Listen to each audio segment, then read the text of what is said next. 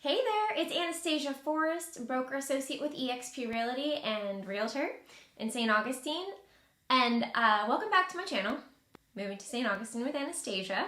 Today I'm going to be chatting with you all about the loan approval process. We're going to start from the very beginning, getting your pre-qualification, to the end, the closing day. So without further ado, let's get started.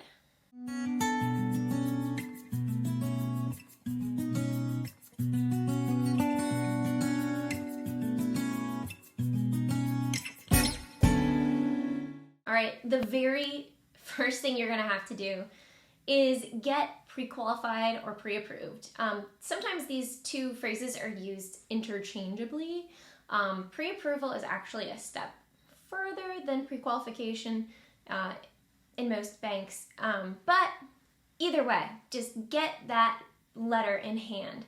Basically, your pre-qualification letter is gonna say that you're approved to purchase up to a certain amount, a specific amount, and it will say what type of financing you're approved for, whether it be conventional, FHA, or VA financing, and it will have the loan officer's name, the lender institution that they work for, their NMLS number, and their contact info and all that. And that letter is very important because that's the letter that we'll be submitting with offers showing that you are a legitimate, ready, and capable buyer for these properties. So very, very important.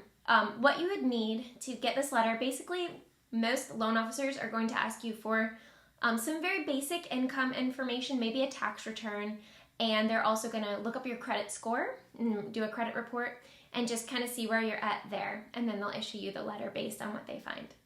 The next step is to find a house and get under contract. So you're going to be working with your realtor to find the perfect house, and once you submit an offer that gets accepted, you'll have 5 days to make a loan application.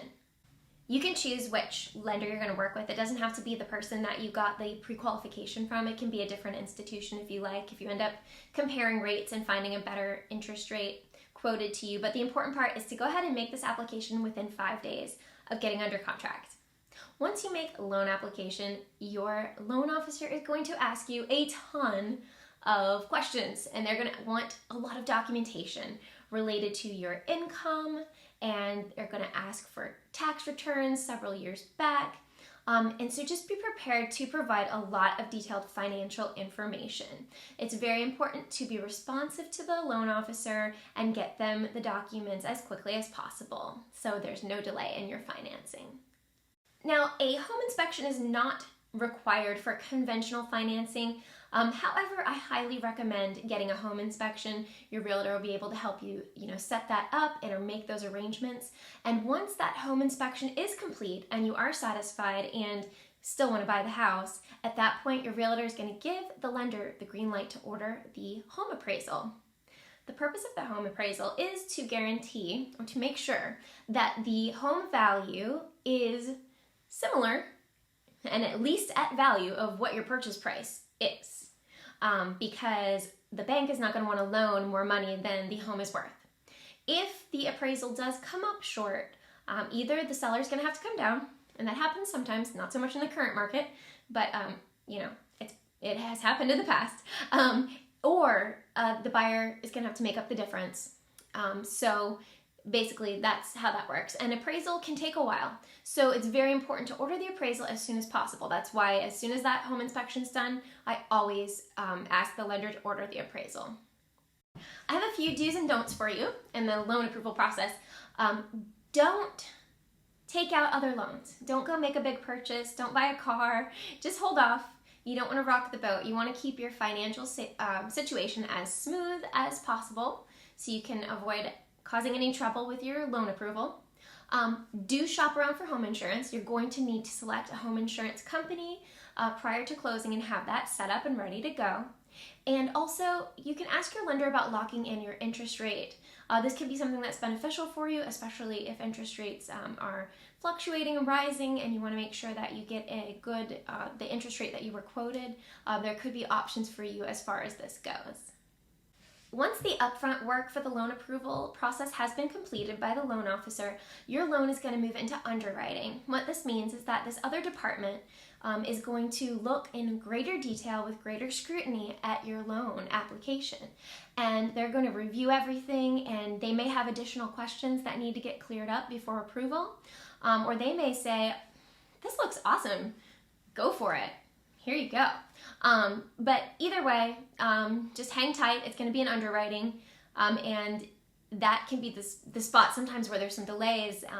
Loans can get stuck in underwriting where it's just like, we're waiting, when is it going to come out of underwriting? Just, there's really not much you can do except be patient and keep a good attitude. Once your loan gets out of underwriting, you are considered to have a loan approval, and you're considered to have something called basically clear to close. One other thing needs to be completed though. At this point, a pre-closing disclosure is going to be issued to you. You're going to get this probably through email. It's going to have a rundown of the costs of your loan and your cash you're going to bring to close, and some other costs that you'll be responsible for at the closing table, whether that's coming out of your loan or whether you're going to be bringing that to close. Anyway, this is going to be a statement showing all of this to you. You're going to preview it all, and then you're going to sign it. And in Florida, once you've signed it, 3 days are required between the signing of that document to actually closing and buying that house. So this is something to be aware of. And finally, closing day. Very exciting day to have reached. Congratulations. You're going to sit at the closing table, probably with your realtor, and you're going to get a copy of that same statement that you signed, the preview, and you're going to sign it again. The seller's going to sign it. You're going to sign a whole bunch of loan documents, and you're also going to have wired your funds, your cash to close, ideally the day before, to the title company, so they should have those. Then basically you're going to wait for the lender to wire in their funds, and once that's done, you are officially a homeowner. Congratulations. And some keys will be handed over to you, and it's all very exciting. A wonderful time, a wonderful day. So I hope this has been helpful to you. I hope you understand a little bit more what the loan approval process looks like. If you have any more questions that maybe I didn't cover in this video, please feel free to reach out to me. Again, my name's Anastasia, and my phone number is 904-501-7924. Thank you for watching, and I'll see you next time. Bye-bye.